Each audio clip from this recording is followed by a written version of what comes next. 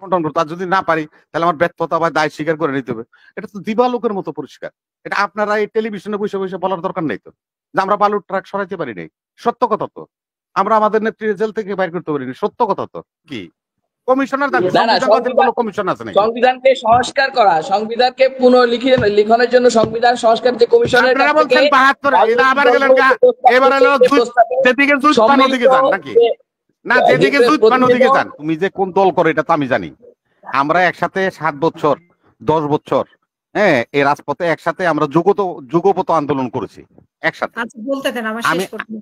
আমাদের ওই বন্ধুদেরকে বলছি যারা নাকি আপনার ক্যামোফ্লাইজ হয়ে ছাত্রলীগ হয়েছে, তো ইনকেলাব জিন্দাবাদ চলে না। ইনকেলাব জিন্দাবাদ বলতে হবে ওই লোক যাদের ইমান আছে। এটা তো ইমান নাই, ইমান হারা হয়ে গেছে। সার্জিসের ডাকেই কিন্তু আবার এই বিপ্লবে সাধারণ মানুষ রাজপথে নেমে এসেছে, এটা একটু মাথায় রাখবেন। আপনি যেভাবে বলেন মোল্লা রহমতুল্লাহ সাহেব, 9 দফার মধ্যে যদি একটা দফা থাকতো যে আমরা একটা রাজনৈতিক দল করবো এই জন্য আপনারা রাস্তায় আসেন, আরে মিয়া সাহেব আপনারে কইলে তো এখন আপনি মাইন্ড করবেন। আরে আমার কাজের বউ আওয়াজ যেত না রাস্তায়, বাদ দেন। আমার কাজের বউ আছে না, ও যেত না, জানতো। আপনারা যখন 3 তারিখে ঘোষণা দেই, আমরা তো নয়া রাজনৈতিক বন্দোবস্তের ঘোষণাটা দিয়ে আমরা মানুষকে রাজপথে নেমে আসার আহ্বান জানিয়েছি। না না না, আপনারা কিছুই করেন নাই, আপনারা কিছুই করেন নাই। আপনারা যেটি কইছেন আপনাকে কোটার স্বার্থে বলছেন, আপনাকে চাকরির স্বার্থে করছেন, আপনাকে মেধার স্বার্থে কইছেন, আপনাদের ব্যক্তিগত স্বার্থ, যেটা 16 বছর আপনারা ছাত্রলীগের লোক হলে থেকে আপনাদের পারপাস সার্ভ করছেন। এই যে একজন প্রশ্নকর্তা যে প্রশ্ন করে গেছে তার উত্তরটাই আমি দিচ্ছি, যে আপনারা তখন থেকেই আপনারা চিনেন, আপনারা ব্যক্তির উপরে নির্ভর করেন। আপনি আপনার ভাগ্যের কথা চিন্তা করেন, আপনার দেশ এবং জনতার কথা কোথা থেকে? বিএনপি কেন 17 বছরে পারে নাই? আমি যদি এই প্রশ্নটা করি। না না, পারবে না তো, বিএনপি পারবে না তো, বিএনপি পারবে না। ছিল এই 9 দফা, না না না, বিএনপি তুলনা হয় না। না না রহমতুল্লাহ, এখানে বিএনপি। আরে রাখেন আপনি, আরে রাখেন আপনি শোনেন, আমি আপনাকে বলি, আরে আমার কথার মধ্যে কথা বলবেন না। বিএনপি পারে নাই কেন? না না, বিএনপি পারে নাই, বিএনপি পারে নাই, সেটা বিএনপির ব্যর্থতা। বিএনপির জনগণ ভোট দিবে না, বিএনপিকে জনগণ। না, আপনারা তো আন্দোলন করেছিলেন, জনগণ আপনাদের সাথে ছিল। আমি তো আমার কথাটা বলছি, এটাই আপনার প্রশ্ন। আমরা আন্দোলন হয়েছিল, জনগণ কিভাবে পায়ে হেঁটে এসেছিল ওনাদের পার্টিতে না। না না না না, আমি আপা ওখানে যাইতে চাই না, আমি ওখানে যাইতে চাই না। আমরা ব্যর্থ। না না ভাই, আমরা ব্যর্থ হইছি। আমরা আন্দোলন চালাই নিতে পারি না, বালুর ট্রাক সরাইতে পারি নাই। হ্যাঁ, ওনাদের জন্য আপনার কথাই তো বলছি ভাই, আপনার কথাই বলছি ভাই, আপনি যেটা বলতেছেন ওইটাই আমি বলছি। বালুর ট্রাক সরাইতে পারি নাই, আমার নেত্রীরে জেল থেকে বাইর করতে পারি, সকল ব্যর্থতার দায়িত্ব আমাদের। আমরা তো এটা অস্বীকার করি না। আমরা যাব ভোটে, আরে ভাই আপনি তো তর্ক করলে হবে না, তো তর্ক করলে হবে না। আপনি অভিযোগ উত্থাপন করলে ব্যর্থতা স্বীকার করতে হবে, আর না হলে এটা পাল্টা যুক্তি দিতে হবে, তাই না কমলিমুল্লাহ ভাই? এখন আমি কথা আপনার, আরে ভাই আপনি কেন আপনার গায়ে নিচ্ছেন? আমি বলছি আমি ব্যর্থ, আমাকে তো প্রশ্ন করছেন, উত্তরটা দিতে হবে না? হয় এটার পক্ষে আমার বলতে হবে কিভাবে আমি এটা যুক্তি খণ্ডন করতে, আর যদি না পারি তাহলে আমার ব্যর্থতা বা দায় স্বীকার করে নিতে হবে। এটা তো দিবালোকের মতো পরিষ্কার। এটা আপনারা এই টেলিভিশনে বসে বসে বলার দরকার নেই তো, যে আমরা বালুর ট্রাক সরাইতে পারি নাই। সত্য কথা তো। আমরা আমাদের নেত্রী জেল থেকে বাইর করতে পারিনি, সত্য কথা তো। এগুলি নিয়ে কবসায় তো লাভ নাই। ডেলি এই ফেসবুকের মধ্যে আপনারা বালুর ট্রাক সরাইছিলেন, এটা লেখানোর দরকার নেই, এটা তো সবাই জানে, সর্বজন স্বীকৃত। অতএব আমরা পারি নাই। আপনারা নির্বাচন দেন, আসেন, আপনারা নির্বাচিত রাষ্ট্র চালান, আপত্তি নেই। মূল কথা হলো রাষ্ট্র গণতন্ত্রের প্রথম সংজ্ঞা কি? গণতন্ত্রের প্রথম সংজ্ঞা হলো নির্বাচন।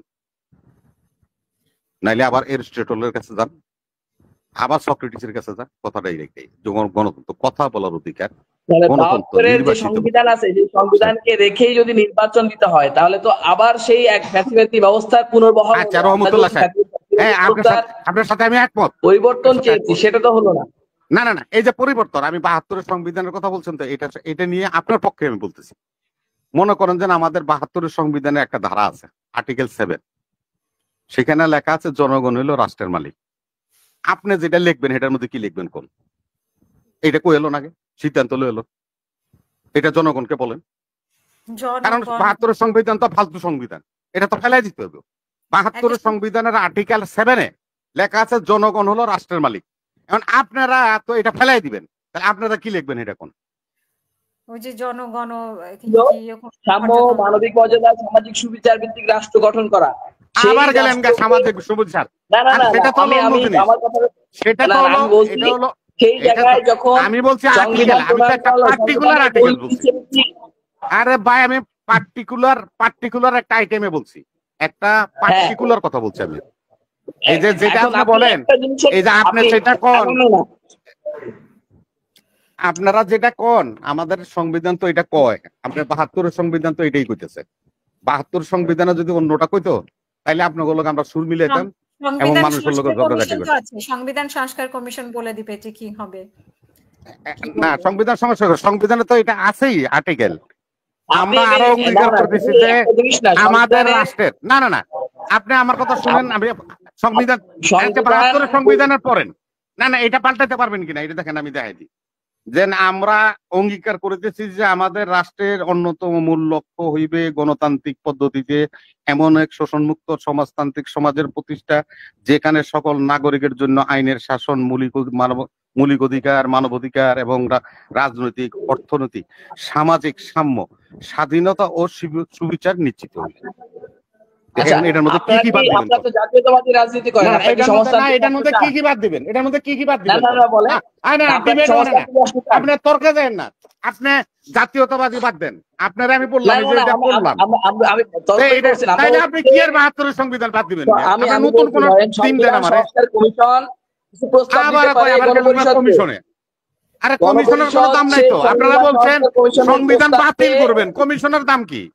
কমিশনের দাম কমিশন আছে নাকি? সংবিধানকে সংস্কার করা, সংবিধানকে পুনর্লিখনের জন্য সংবিধান সংস্কার যে কমিশনের, আপনারা বলছেন ৭২, এটা আবার গেলেন এবার হলো যেদিকে জুত পান ওদিকে যান নাকি?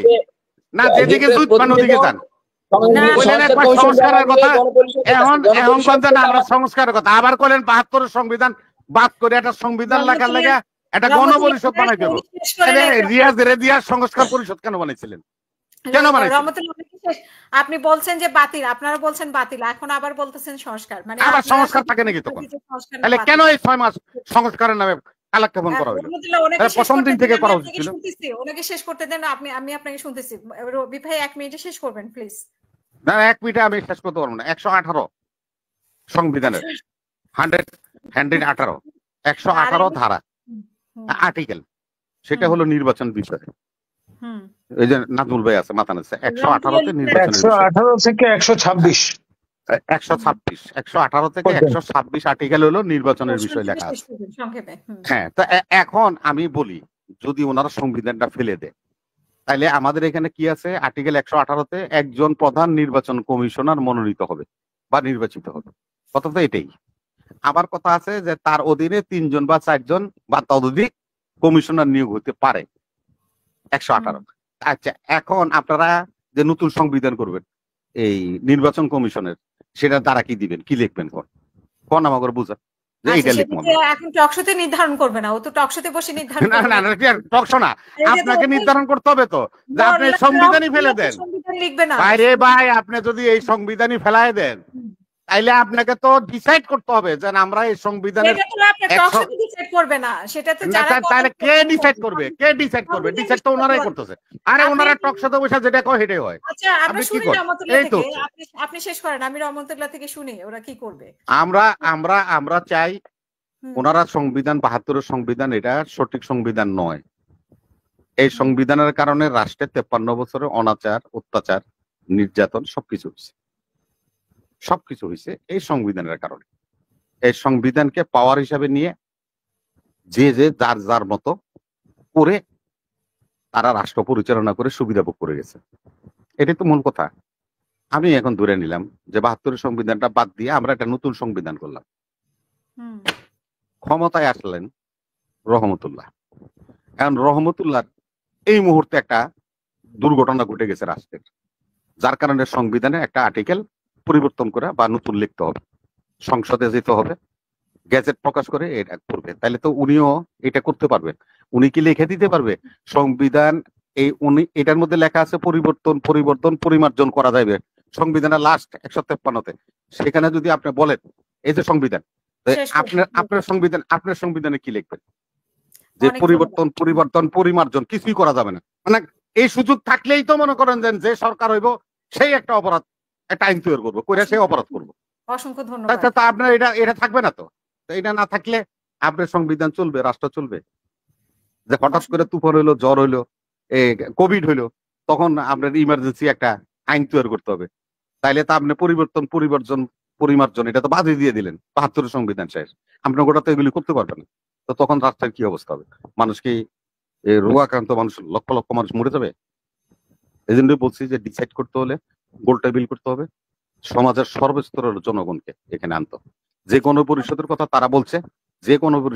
তারা বলছে, হ্যাঁ সংবিধান বিশেষজ্ঞ যারা, তাদেরকে দিয়ে দরকার হলে একটা পরিষদ করেন, এই সুযোগ আছে, করে সংবিধান সংশোধন করেন। তাইলে সংবিধান আপনারা না ভাই ৭২ সংবিধান আপনি মানেন না, ফেলে দিবেন। তাইলে কেন আপনার সংস্কার কমিশন করলেন?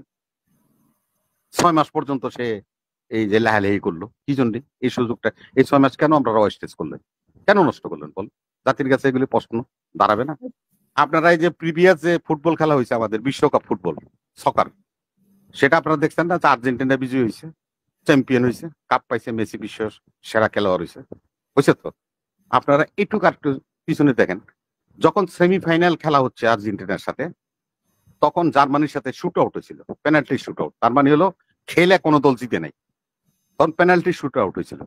একজন মার্টিনেস 3টা বল সেভ করে দিয়েছিল। মার্টিনেস 3টা বল সেভ করতে পারছিল বলে সেমিফাইনালে বিজয়ী হইয়া আর্জেন্টিনা ফাইনালে গেছিল। ফাইনালে যেতে পেরেছিল বলেই মেসি গোল করে আর্জেন্টিনার একটা বিশ্বকাপ দিতে পারছিল। তো ওই মার্টিনেসদের কোনো দাম নাই, এখন মেসি সবকিছু। 17টা বছর তারা লড়াই সংগ্রাম চালিয়েছে, আমরাও চালিয়েছি। আমরাও 7 বছর এই ফাইটিং এ তাদের অংশ হিসেবে আমরা ছিলাম। হ্যাঁ ছিলেন, বিশ্বযুদ্ধে মারার সময় আপনারা ছিলেন। আমি ছাত্র অধিকার পরিষদের দায়িত্বে ছিলাম। আপনি ভুল করছেন। আমি আমি জানি ভাই, আমি তোমার ভাই, তোমার রাজনৈতিক সবকিছু আমি জানি। এখন তর্কের খাতিরে আমি তর্ক করতেছি, তোমার সম্বন্ধে আমি জানি না। তুমি আমি ভাই আমরা তো একসাথে রাজনীতি করছি। তুমি যে কোন দল করে এটা তো আমি জানি। আমরা একসাথে 7 বছর 10 বছর এই রাজপথে একসাথে আমরা যুগপত আন্দোলন করেছি একসাথে। আমাদের ওই বন্ধুদেরকে বলছি যারা নাকি আপনার ক্যামোফ্লাইজ হয়ে ছাত্রলীগ হয়েছে। বিশ্বজিৎ আবার হরতার দায়িত্ব কারা নিবে? কারা নিতে হবে কি হবে না এটা বলে দিতে হবে।